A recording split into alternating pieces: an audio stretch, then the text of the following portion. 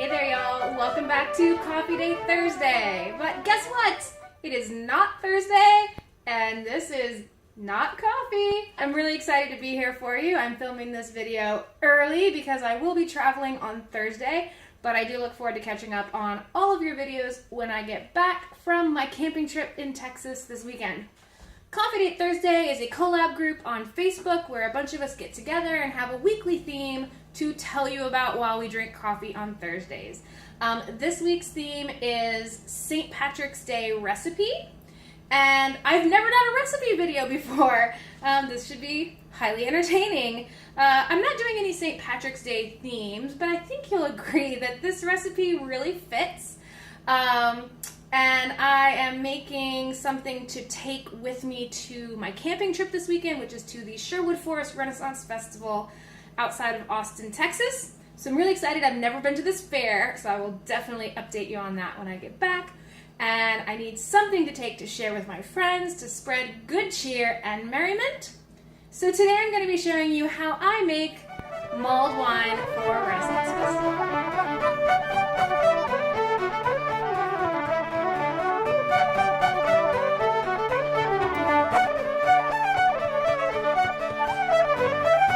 First, I'm going to show you what you need. Wow, I feel so strange filming in this space. What you need to make mulled wine. You need some kind of container to transport it in. You can really put this in any kind of container that you want, but I like this glass, cat hair, this glass jug that I use to carry with me because it's kind of cool looking and it's glass and it's easy to clean and it's easy to pour out of, you know, it's easy to drink out of, all the above. Some kind of container wherein to store your hot, spiced, alcoholic beverage after it's finished. You will also need some kind of mulling spices. You can make your own mix, but I highly recommend just getting online. You can buy any number of types. This one is from Davidson Spices. It's called just an herbal mulling spices mix, and I bought it by the pound, which made it super affordable. And this particular mix has cinnamon sticks, orange peel, allspice, cloves, and natural flavor, whatever that is, mulling spices. I also use a tiny bit of orange juice in my mulled wine. Tiny bit. Don't go crazy with this. And you need honey.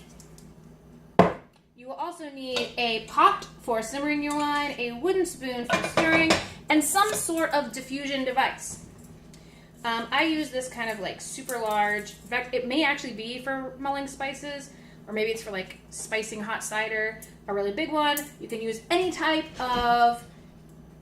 Harriet, what are you doing? The cats have gone insane. You can use any kind of tea. What are you doing?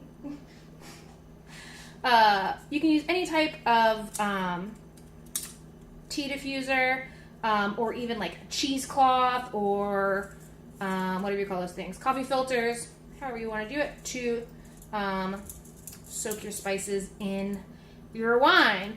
And of course, you need the wine. I highly recommend the largest possible, cheapest possible vintage of delicious decadent wine. I recommend such things for 3 reasons. 1, it's very cheap. This was $15 for 5 liters of wine. Although maybe I've already drank some of it. 2, you get all the class without the glass. And 3, kind of going along with being cheap, you don't want to buy like a super amazing wine to do this because you're going to muck it all up with spices and honey and stuff. So you just want some large amount of winey goodness.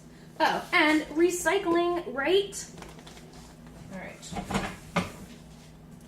First things first. You got to put all the wine in your pot without splattering it all over the place.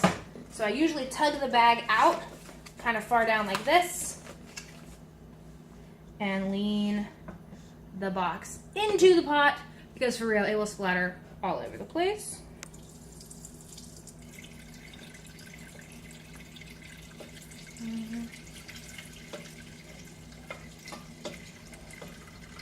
This sometimes takes a minute.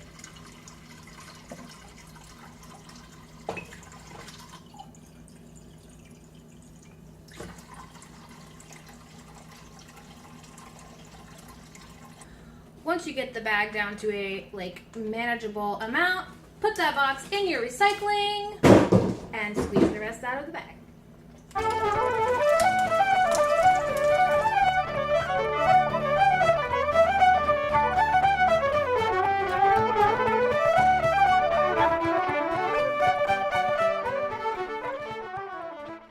Get all of it.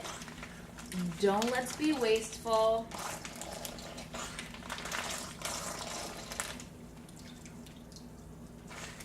Okay, I kind of misgauged the size of my pot, but this is still going to work because we're not going to bring this to a boil or anything that should make it too big, but I do have to add a little bit of orange juice. So cross your fingers that I don't make a mess. But for real, I'm only going to put like less than a cup of orange juice in here.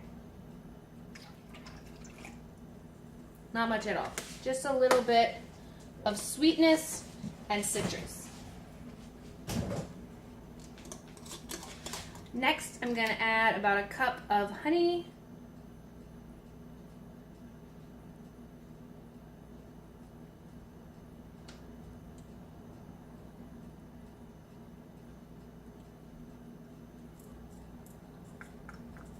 All right, next I'm going to put my mulling spices in this thing. If you do a lot of like hot cider in the holidays or spice drinks, I really recommend getting one of these really big things. It's just really useful for larger scale steeping like this. Now, I've had this bag of mulling spices for quite a while, so I know there's a lot of really tiny loose stuff in here. So I'm actually gonna pour this into the strainer, but I'm gonna do it over the sink so the really tiny dusty particles get in it, because you don't want your mulled wine to get gritty from the spices. So hold on one second, I'll be right back. Okay, that was a good call because there was a lot of kind of dust in there, but now I have this kind of full tea steeper. I'm a little concerned I might need a little bit more for this very large amount of wine that I'm doing. But I'm going to try this and taste test it, and then I'm pretty sure I have another package in the cabinet. But let's try it first. So, oh, you could still, there's still a little dust in there. Hold on. I mean, a little dust isn't going to hurt anybody, all right? And then you just stay in there. And it's got this great little hook, so I can hook it over the handle, and I won't lose it. And then I'm going to turn on the heat. And I'm literally just going to simmer this.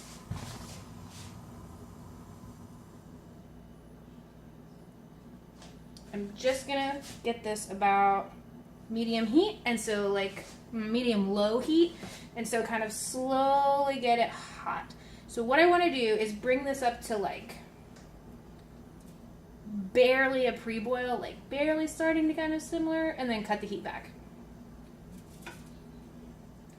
P.S. This is not any kind of formal official recipe. This is just how I make this every year to go to Renaissance Festival, and everybody seems to like it. But I'm sure there are many actual and amazing recipes out there for mulled wine or glühwein. All right, this is going to take a minute, so I'll be right back. Okay, I don't have an additional bag of mulling spices, but I do have some cinnamon sticks. So I'm just going to stick a couple of those in here just to be safe.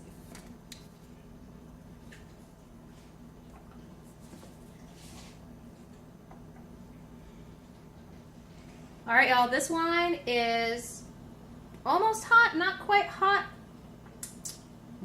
It's going to be good. To the touch.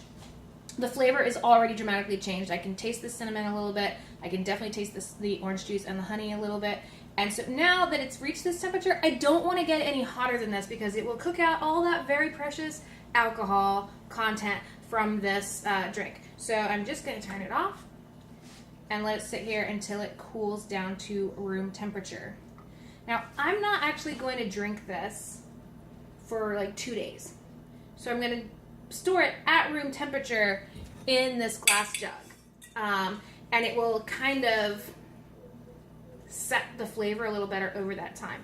If you want to make this for the same night, that absolutely works just fine, but what I would recommend is doing it at a party where you have access to a stove, where you can keep it warm on an incredibly low heat simmer setting that will keep those flavors kind of turning in there and let the aromas keep coming out if you don't have time to leave it. I personally think leaving it 2 days makes it taste like a lot better, and then I just kind of warm it barely over the fire while we're camping so that it's a nice, cozy, spicy thing. All right, I'm gonna let this sit and cool down to room temperature, and then I'm gonna come back and bottle it up. But first, all right, y'all, it is quite late now, and this wine has been sitting here steaming with spices in it for quite a few hours while I sew on some Renaissance Fair costume projects. So I'm just going to use a funnel to pour this into my handy dandy jug, and I'm going to close it up, and I'm going to sit it in kind of a dark corner of the kitchen where it won't get a lot of heat or a lot of cold, and we'll be all ready to take on my camping trip. So I do hope you've enjoyed this Coffee Date Thursday, and I can't wait to watch all of your Coffee Date Thursday